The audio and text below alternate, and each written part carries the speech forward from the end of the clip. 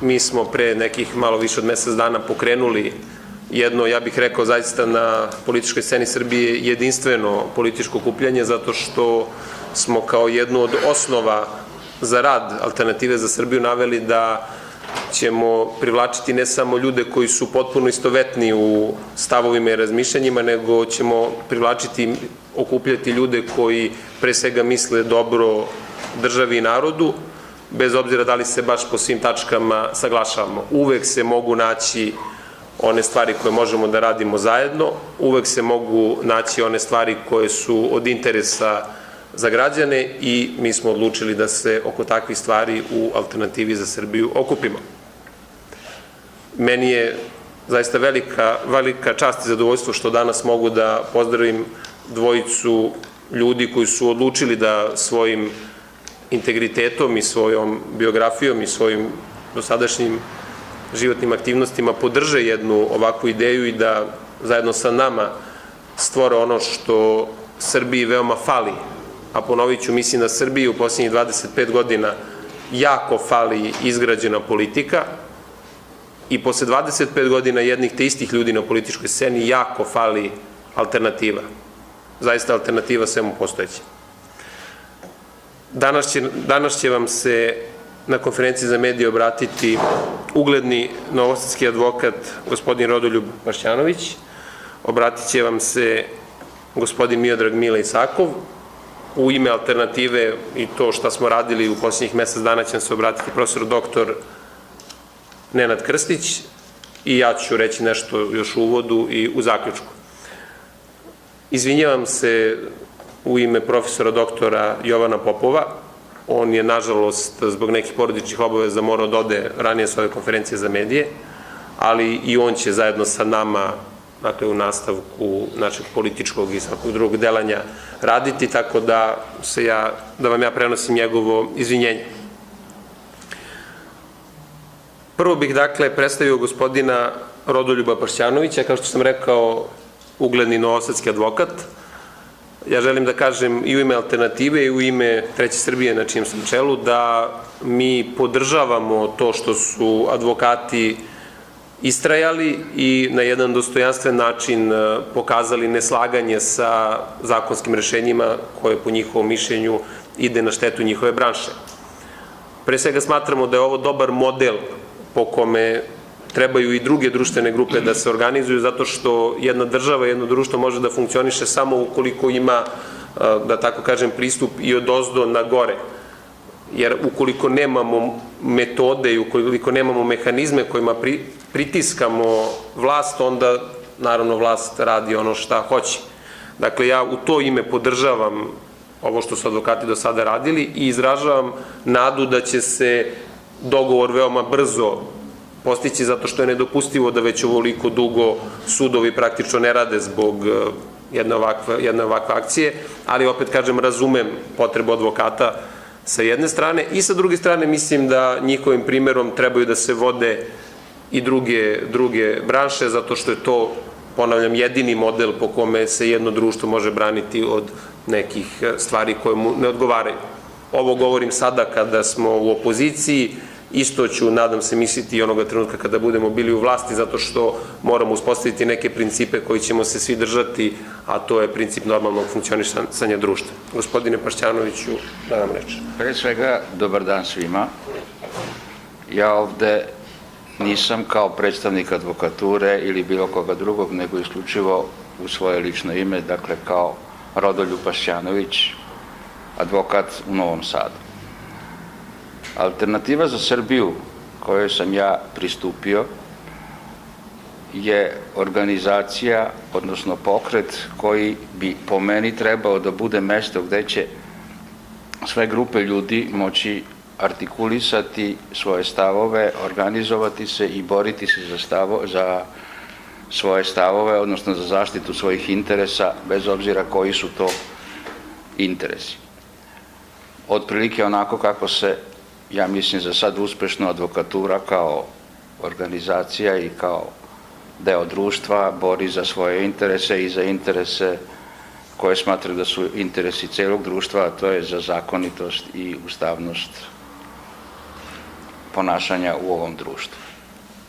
Ne znam šta bih rekao dalje, ja mislim da je ovakva organizacija, odnosno ovakav pokret, da je ono što treba na više načina i na više mesta da postoji, ne u okviru ove organizacije, verovatno i u okviru druge, da svi treba da se organizuju na slobodan način, znači vanpartijski, prema svojim interesima i prema svojim afinitetima. Evo, toliko sam. Hvala vam.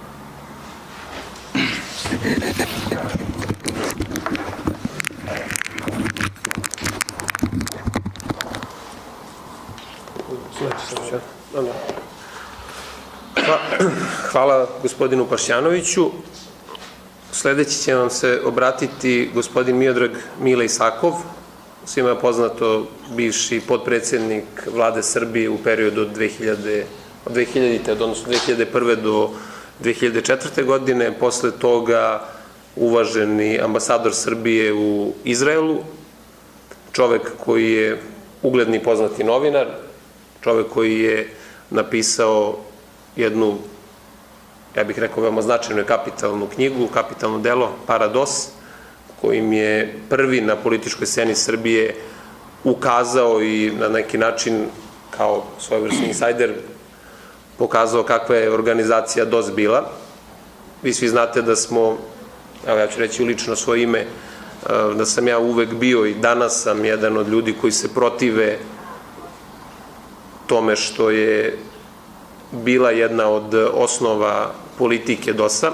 Naravno, ne kritikujemo ovde sve aktere, ali jedan deo tih ljudi o kojima je pričao i gospodin Mile Isakov su, čini mi se debelo ogrešili ovo društvo i mi smo danas, između ostalog i zbog njih, ne naravno samo zbog njih, i zbog onih koji su i tokom 90. godina radili ono što su radili, zbog toga smo mi danas tu gde jesmo. I zbog toga mi danas moramo naći te nove načine kako ćemo u vremenu koje je pred nama, koje će biti veoma teško, vidimo kakva je situacija i u Srbiji, vidimo kakva je situacija i na širem potegu u Evropi, u celom svetu. Mi, dakle, kao narod ulazimo, nažalost, slabiji, iako smo trebali da uđemo jači u sve ove procese, ali eto, na nama je da se organizujemo i na nama je što smo mi iz Treće Srbije i ljudi koji su posle toga zajedno sa nama napravili alternativu za Srbiju, što smo postigli kao dogovor, jeste na nama je da nađemo način da se dogovorimo i sa ljudima s kojima ne delimo sva ista mišljenja, ali sa ljudima sa kojima delimo veći deo istih vrednosti. Dakle, ja sam pre svega zaista srećan i ponosan što je gospodin Isakov odlučio da, eto, zajedno sa nama uđe u jedan veliki poduhvat i zato što će on svoje veliko životno iskustvo, svoje veliko političko iskustvo i svoj lični integritet na neki način dati na službu i nama, ali pre svega na službu našoj zajedničkoj državi Srbiji. Gospodin Isakov, izvolite. Hvala lepo. Pa evo, to je otprilike razlog zašto sam ja ovde, što će verovatno izazvati brojna pitanja kod mnogih građana i novinara, a stvar je vrlo jednostavna. Svaka alternativa po meni je dobrodošla u Srbiji, jer mi trenutno smo u izuzetno lošoj situaciji. Imamo nekakvu opoziciju, kilavu do duše, ali ona nije alternativa. Sve je to što se bavi politikom poslednjih 20-ak pa i više godina sraslo sa korupcijom i adaptirano na korupciju do te mere da više ništa novo i ništa dobro ovoj zemlji doneti ne mogu.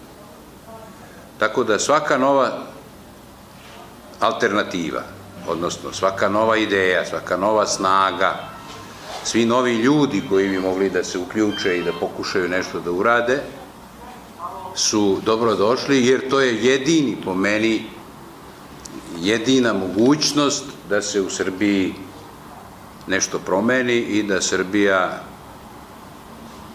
se oporavi i postane jedna normalna država u kojoj bi sve je funkcionisalo mnogo bolje nego što je to sada trenutno slučaj. Između ostalog i zaslugom DOS-a, a to znači da onda i ja imam određenu odgovornost za to što se dogodilo, pa i potrebu da popravim šta se popraviti može i koliko se može, naravno bez ikakvih ličnih ambicija. Ja sam postao penzioner pre 2 meseca i nemam više apsolutno nikakvih ambicija u tom smislu, a to će se videti i iz 2 ključna predloga koja ja kandidujem alternativi kao teme za razgovor i dogovor, jer verujem da meni su se obratili momci iz Treće Srbije nedavno sa predlogom da se uključim u pokušaje da se napravi nekakva alternativa u Srbiji i na osnovu onoga što sam ja o njima znao iz medija je bilo otprilike u osnovi ideja da se Treća Srbija pojavljuje kao neko ko će pomiriti 2 Srbije. Ja sam im rekao da ja mislim da je to uzaludan posao i da to ne treba raditi, nego treba izaći sa nečim novim što će okupiti veći deo Srbije, bez obzira da li su do sad, do juče, podržavali jednu ili drugu Srbiju. Da se od mućkalice od 2 Srbije ne može napraviti ništa dobro. Će to biti jedan bućkuriš. Dakle, da nama je potrebna novi program i novi ljudi koji će ga sprovoditi i da u tom smislu i oni kao mladi ljudi bez putera na glavi i novi u politici imaju već tu prvu predispoziciju da mogu nešto da urade i ako uspeju da okupe još takvih ljudi uz pomoć i podršku i savete nas sa nešto više iskustva, to je jedina šansa i perspektiva Srbije.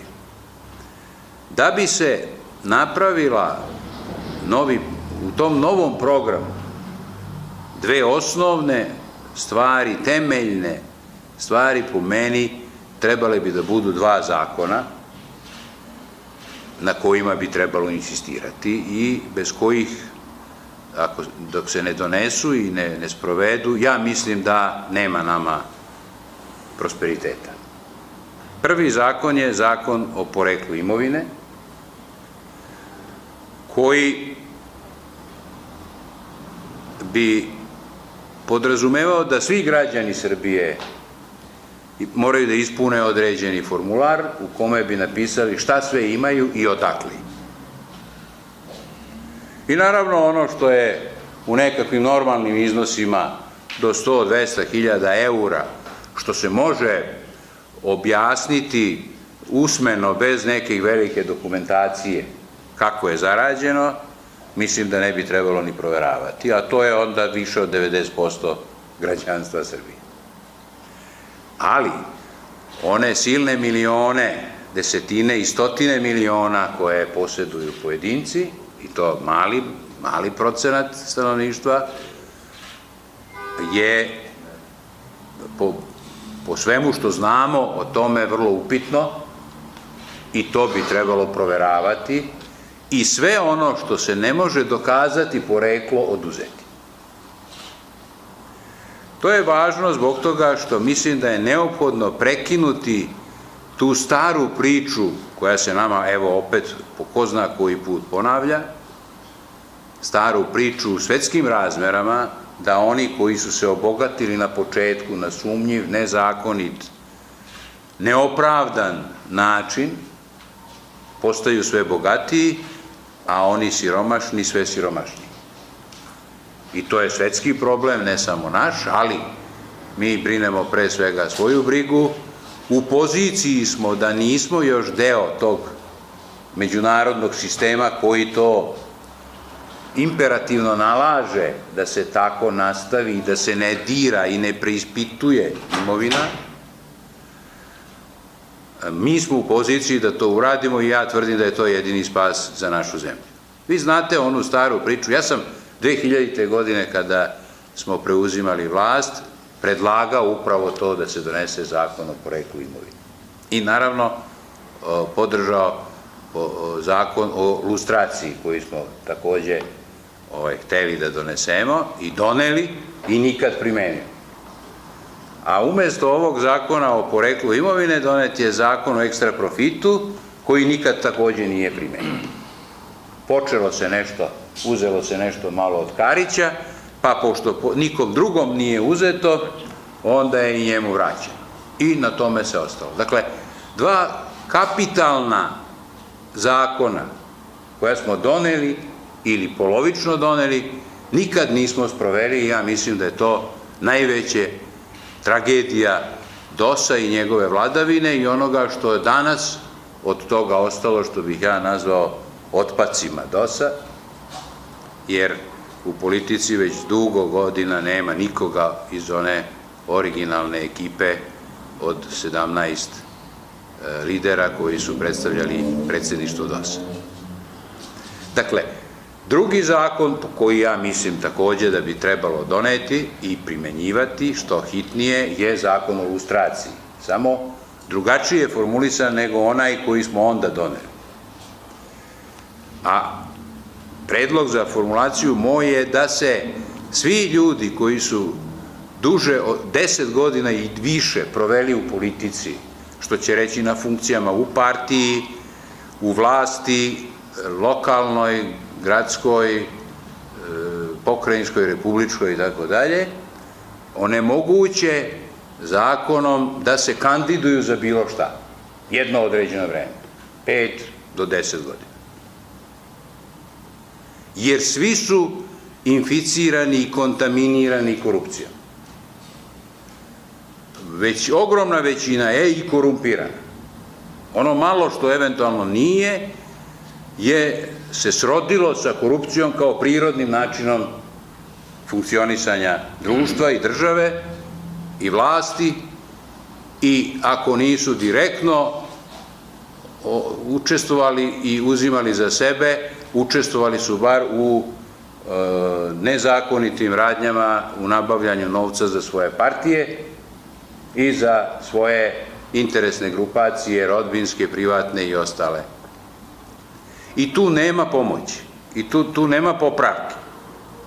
Jednom ko je u tome učestvovao, taj više protiv toga ne može ništa da učini.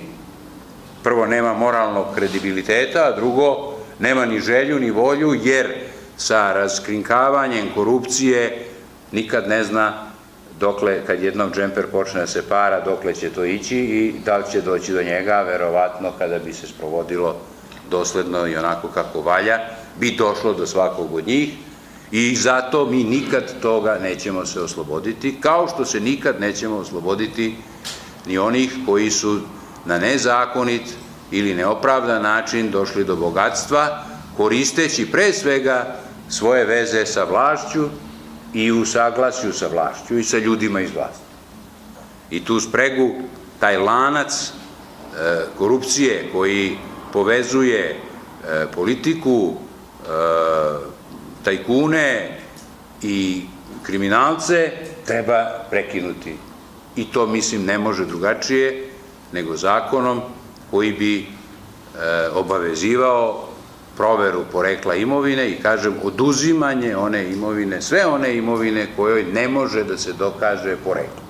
Dakle, ne bi bili mi u poziciji ili društvo ili država da dokazuje da je neko ukrao, nego naprotiv, oni svi treba da dokažu da nisu. I da to što imaju su stekli poštenim radom i poslovanjem, što ja mislim da je nemoguće. U ovoj državi, u ono vreme, onolike inflacije i krize, pa i kasnije u ovim periodima tranzicije, jednostavno nije bilo moguće steći na stotine miliona eura, legalno i pošteno. Prema tome, i sad mi imamo problem sa budžetom, imamo problem sa nestašicom novca u državi generalno i sa ozbiljnom ekonomskom krizom i to pokušavamo rešavati tako što uzimamo Umesto da uzmemo od onih koji su to opljačkali ili oteli, mi uzimamo od onih koji ni luk jeli, ni luk mirisali, počeo od penzionera, pa preko doktora, profesora, policajaca, ljudi koji rade u sudovima, i tako udaramo direktno na temelje društva i države. Na one koji obrazuju našu decu, na one koji nas leče, na one koji nas čuvaju, na one koji nam obezbeđuju izvesnu pravičnost i pravdu u ovoj zemlji. Oni snose troškove onoga što je neko napravio iz sfere politike. I to najružnije i najtužnije je u tome što na Skupštini, vi to možete da čujete svaki dan, kad god ovi iz opozicije nešto se suprotstave ili zamere novoj vlasti, ona im kaže: jao, ćutite vi ste se onoliko napljačkali, vi ste upropastili ovu zemlju. Je li tako? Pa što od njih ne uzimate? Što uzimate od nas? Penzionera ili od ove srednje klase na kojoj svaka država stoji?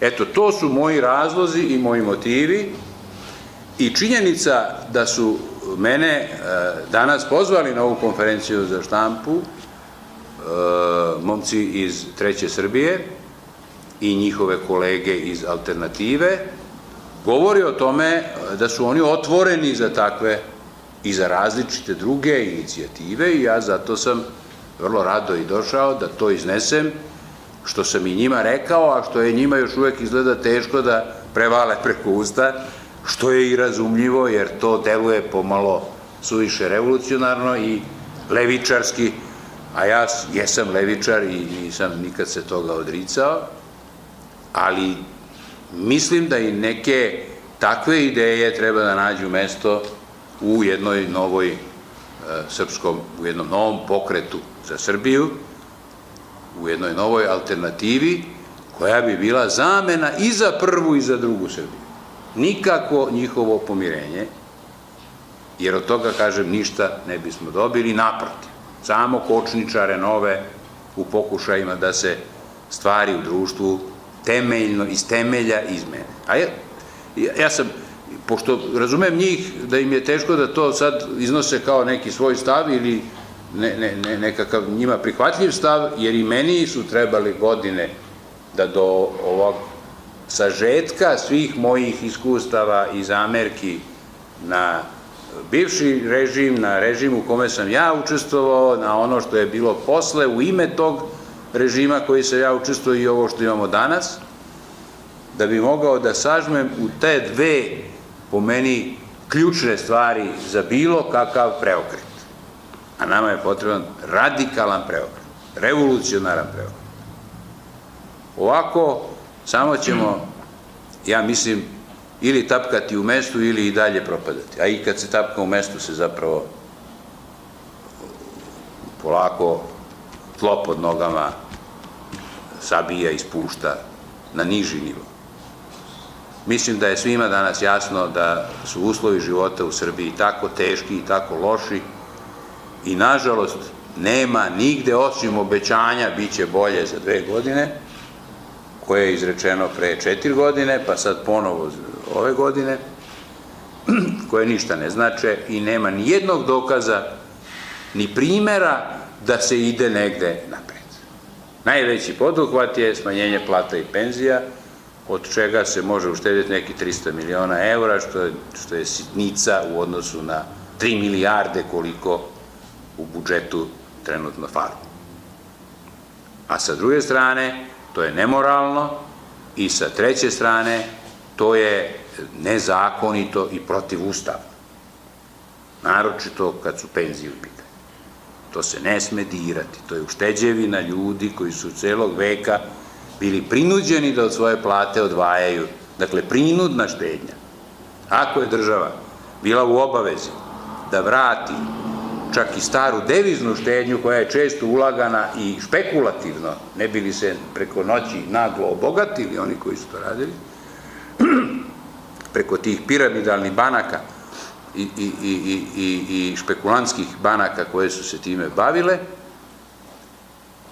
ali država kao garant tim bankama je morala to da vraća. Kako onda nije garant penzionom fondu koji je bio u njenom trezoru smešten? Niko drugi te pare nije mogao potrošiti nego država. Država je dužna te pare da vrati u penzioni fond, a ne da penzije isplaćuje iz budžeta i tako bi se zapravo rešio jednim udarcem dve muve. Prvo rešiš pitanje penzija na duži rok, a drugo oslobađaš budžet za 30% otprilike koliko sada na ime penzija se iz budžeta izdvaja. I time hendikepira potencijala na mogućnost ulaganja i investiranja u razvoj. Dakle, šta će sa tih 300 miliona postići? Osim što će smanjiti potražnju, potrošnju i time i proizvodnju i sve ostalo. I napraviti štetu. A sve zato što ne smeju da dirnu u onaj osnovni kapital koji je otet, pokraden najviše u uslovima tranzicije, nažalost. Dakle, i u moje vreme. Evo, to su otprilike osnovne moje ideje, kažem, koje kandidujem za program alternative i za koje sam spreman da se maksimalno angažujem i pripomognem. A, kažem, ovaj drugi predlog o lustraciji i mene kači, tako da to ni na koji način moje sad pojavljivanje i angažovanje ne znači nikakvu nameru ni želju da se ja ponovo vratim. Ne vraćam se više tamo, ni po koju cenu. Hvala lepo. Ja mogu da kažem u svoje lično ime i u ime najvećeg dela, u stvari cele Treće Srbije i cele Alternative za Srbiju, da smo mi ponosni zato što prolazimo oba ova ozbiljna testa koje je gospodin Isakov ovde postavio i zaista smatram da je to državi Srbiji potrebno. Jer zaista je, što bi rekao gospodin Isakov, jako je važno da izađemo iz začaranog kruga toga da non stop jurimo lopove, a da su uvek lopovi oni koji nismo mi, to jest oni na suprotnoj strani. Tako da je to jedna stvar koja je važna. S druge strane, ono što smo mi stavili u osnovu politike jeste da je zaista potrebno da posle 25 godina ozbiljnog posrnuća na svim nivoima koje ova država i ovo društvo doživelo. Dakle, ja sam negde uzeo jednu referentnu tačku, a to je pad Berlinskog zida koji se desio pre 25 godina. Pa do danas mi nešto nismo izmenili političku scenu, ostali su gotovo jedni te isti ljudi, a od tada na ovamo mi smo potrošili više od 50% prirodnih, privrednih i bioloških resursa ovog naroda i ovog društva. I sad zamislite ljudi koji su uspjeli da unište 50% svih resursa ovog društva, dakle 50% svog potencijala za budućnost, oni su i dalje aktuelni i oni i dalje pričaju kako će državu Srbiju u sad promenjenim okolnostima koje se dešavaju da oni sad izvuku, da pomognu, da ne znam šta urade. Ja zaista mislim, slično kao i gospodin Isakov, da je to nemoguće. Na koji način se oni mogu skloniti sa pozicija, da li je to lustracija, to bi bilo dobro i mi ćemo svakako podržati ovakve ideje, ali mislim da mnogo više mora da postoji ona jedna vrsta društvene odgovornosti kod svih nas, odnosno kod svih građana, da oni prepoznaju, ajde možda da iskoristim jednu grubu reč, da oni prepoznaju svoje krvnike i da građani sami odluče da je sa ovime više vreme da se prekine i da je potrebno da se izađe iz jednog začaranog kruga jednih te istih ljudi koji Srbiji nisu i uveren sam neće doneti ništa dobro. I ja bih još najavio, obratit će vam se profesor dr. Nenad Krstić, koji će vam reći nešto više o tome šta smo mi radili u posljednjih mesec dana. Hvala Miroslave. Budući da nam je vreme ograničeno, moj govor neće biti ni izbliza dug kao govor mog prethodnika, tako da budete mirni kad je reč o tome. Naravno, slažem se sa svim ono što je rekao moj prethodnik Mile Isakov i samo još jedno malo pojašnjenje. Dakle, alternativa jezički, ja sam to već objasnio u Beogradu kada smo izvanično počeli da radimo 6. novembra, jezička alternativa postoji samo u jednini. Nema množine alternativa, dakle mi zaista smo prvi koji smo krenuli sa jednim potpuno novim planom i programom za razvoj Srbije, ali ne samo razvoj Srbije, nego i razvoj Evrope, a o tome ću vam nešto reći kasnije. Dakle, kad je reč o unutrašnjem planu, potpuno se slažem sa ovim što je rekao moj prethodnik i tu ne bih ništa dodao novo. Kad je reč o spoljnoj politici, a naravno na to isto mislimo, mi smo se već, dakle, podsjećam, 6. novembra smo počeli zvanično sa radom, a već krajem meseca, odnosno preciznije 25. novembra, smo u Parizu zajedno sa sličnim organizacijama potpisali manifest za novu Evropu i da ne bih dužio, ja ću vam pročitati taj manifest koji nije dug na jednoj stranici, mislim da će vam biti zanimljiv. Geometrijska analiza geografske karte evropskog kontinenta, koji se prostire od Atlantika do Urala, pokazuje da Pariz, Berlin i Moskvu povezuje jedna prava koja izgleda kao velika dijagonala nekog mnogougaonika. Sredina te prave nalazi se negde između Poljske i Rusije, odnosno simbolički gledano na granice Evropske unije i ruskog sveta. I nešto još zanimljivije, ako potražimo tačku geometrijske ravnoteže ovog mnogougaonika, primetit ćemo da se prava koja povezuje centar mnogougaonika sa sredinom njegove južne strane nalazi u Srbiji. Ova geometrijska ravnoteža kao da potvrđuje geopolitičku neophodnost četvorostranog partnerstva, koje bi povezalo dve najveće zapadnoevropske sile sa Rusijom i njenom tradicionalnom saveznicom Srbijom, kojoj je u više navrata tokom vekova pomogla da opstane. Srbija s jedne strane geografski, demografski i kulturno pripada Evropi, dok je s druge strane za Rusiju vezuje neka vrsta religijskog i jezičkog jedinstva, što je obezbeđuje jedinstvenu poziciju između istoka i zapada. U novom kontekstu obnavljanja hladnog rata i traganja za jednim multipolarnim svetom, zapadna Evropa, prvenstveno Francuska i Nemačka, treba da imaju na umu da su od 1945. godine na ovamo istinski postojale jedino u kratkim periodima u kojima su bile delimično oslobođene atlantskog tutorstva, kao u vreme de Gaullovske politike ili američko-iračkog rata 2003. godine.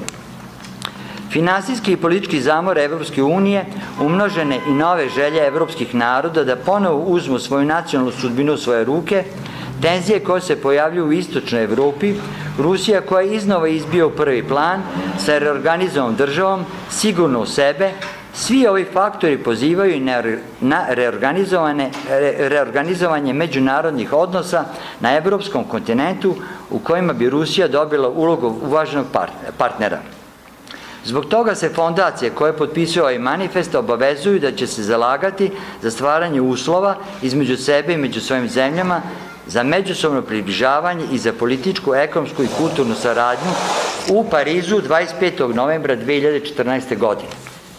Dakle, da samo napomenem da će vam već krajem meseca jedna delegacija iz Francuske doći u posetu koja pripada ovom velikom međunarodnom pokretu Nova Evropa i da već u februaru pretpostavljamo da ćemo mi ići u Francusku, a potom u Italiju i tako dalje.